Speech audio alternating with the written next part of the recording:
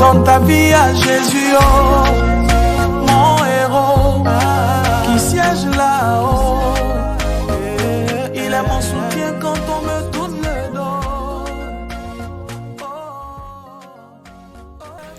Un jour que Jésus priait, à l'écart, ayant avec lui ses disciples, il leur posa cette question. Qui dit-on que je suis? Luc 9, verset 18. Qui est Jésus-Christ de Nazareth? Cette question qui se pose avec autant de pertinence de nos jours est celle qui nous réunit aujourd'hui.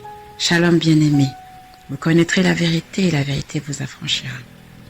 Bienvenue pour cet épisode du podcast de la communauté des disciples de Jésus-Christ, c'est la lumière. Si vous nous écoutez pour la première fois, nous voulons vous assurer de l'amour de Dieu, manifesté dans le nom de Jésus. Suivant Marc 16, verset 15, cette œuvre, c'est la lumière, se veut être la voix qui crie dans le désert pour parler de notre Seigneur Jésus-Christ, l'unique sauveur du monde. Si tu n'as jamais entendu cette belle nouvelle du royaume, suis-nous pour entrer dans cette belle famille. Si tu en as déjà entendu parler, suis-nous pour grandir et porter du fruit.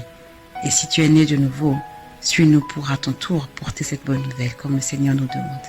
C'est uniquement comme ça que le ciel est mis en joie. Luc 15, verset 7. Qui est Jésus? La parole de Dieu dans le livre de Jean au chapitre 3, verset 16, déclare que Dieu t'a tant aimé le monde qu'il a envoyé son Fils unique afin que quiconque croit en lui ne périsse point, mais qu'il ait la vie éternelle. Cette bonne nouvelle de rédemption rétablit la relation que nous avions avec le Seigneur. En effet, les êtres humains avaient été chassés du jardin d'Éden à la suite du péché originel. Dès lors, l'humanité avait perdu sa position. La mort est devenue notre salaire, la terre a été maudite et notre esprit a été séparé de Dieu. Nous étions tous errants comme des brebis, chacun suivant sa propre voie, sous la domination du péché. Mais la Bible déclare en Hébreux 9, 22 qu'il n'y a pas de pardon sans effusion de sang. Le plan du salut de l'humanité devrait inclure un sacrifice. En tant que parents, nous sommes prêts à tout donner pour le bien-être de nos enfants. Nous aimons et chérissons nos enfants et faisons tout notre possible pour qu'en grandissant, ils deviennent des gens bien capables d'impacter positivement la société, le monde dans lequel ils vivent. C'est exactement la même chose avec Dieu. Dieu nous aime tant qu'il n'a pas prévu des projets de malheur, mais plutôt des projets de paix et de bonheur pour nous. Jérémie 29, verset 11. La souffrance et le malheur n'ont jamais été dans les plans de Dieu pour nous. Par ailleurs, Dieu est capable de réaliser tous les désirs de notre cœur selon sa volonté. En manifestant son amour infini pour l'humanité, pour le monde, Dieu a fait retomber sur son Fils unique Jésus-Christ le péché de tous. Quel Dieu merveilleux! Alléluia! Gloire au Très-Haut! Qui est Jésus-Christ? Jean-Baptiste pouvait le dire. Jésus est l'agneau sacrificiel de Dieu qui ôte le péché du monde. Jean 1, verset 29. Plusieurs signes nous montrent que Jésus est le Christ, le Fils de Dieu, le Sauveur du monde. Tout d'abord, sa naissance miraculeuse. En effet, le prophète Ésaïe nous l'annonce au chapitre 7 et au verset 14 du même nom. Voici la Vierge sera enceinte, elle mettra au monde un fils.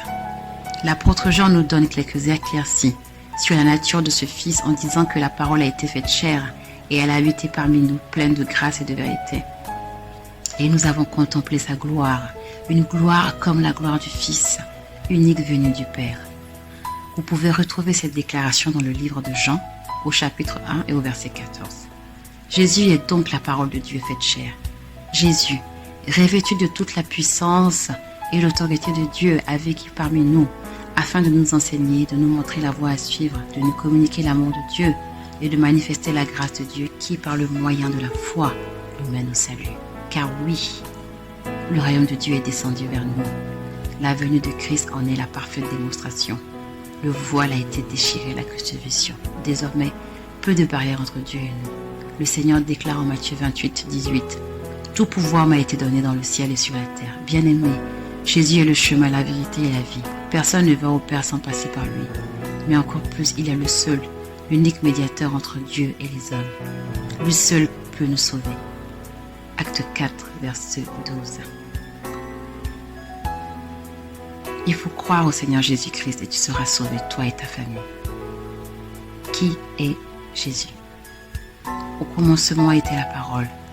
La parole était avec Dieu et la parole était Dieu. Jésus est Dieu. Il revient bientôt.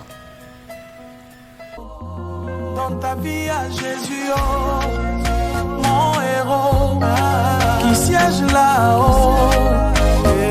Il est mon soutien quand on me touche.